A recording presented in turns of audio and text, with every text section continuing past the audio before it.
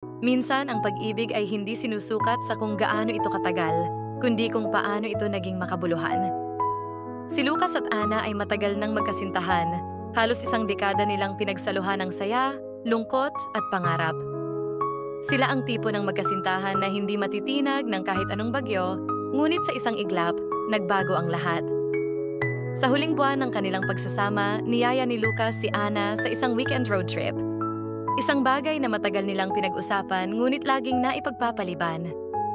Mahilig maglakbay si Ana, kaya alam niyang ikatutuwa nito ang gabing iyon.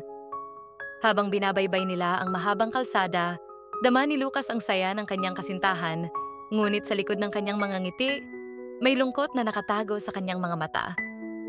Habang bumabagtas sila sa isang tulay, tumingin si Lucas kay Ana.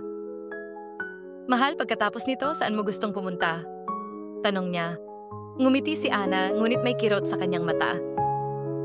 "Lucas, ito na ang huling biyahe natin." Nagulat si Lucas. "Anong ibig mong sabihin?" Bago pa siya makasagot, inilabas ni Ana ang isang maliit na kahon mula sa kanyang bulsa. Ang kwintas na bigay ni Lucas noong unang anibersaryo nila. Inabot niya ito sa binata at tumingin sa malayo. "Mahal kita, Lucas. Pero kailangan mo nang magpatuloy kahit wala ako." Hindi makapagsalita si Lucas. Tanging tibok ng kanyang puso ang naririnig niya. Pagdating nila sa isang maliit na parke kung saan madalas silang nagpupunta noon, isang lalaking nakaabang ang lumapit kay Ana.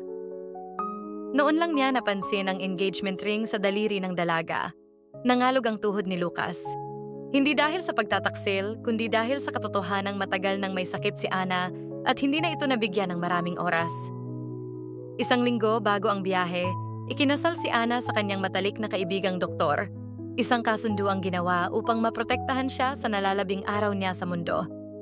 Hindi sinabi ni Ana kay Lucas ang tungkol sa kasal dahil gusto niyang maalala siya nito bilang babaeng pinakamamahal niya, hindi bilang babaeng hindi na niya maaaring makuha. Habang lumalayo si Ana, bumulong si Lucas sa hangin.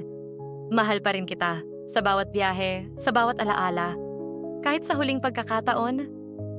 At sa gabing iyon, sa ilalim ng mga bituin, natutunan ni Lucas ang isang masakit ngunit mahalagang katotohanan, na minsan, ang pinakamagandang paglalakbay ay ang hindi mo kailanman makakalimutang balikan.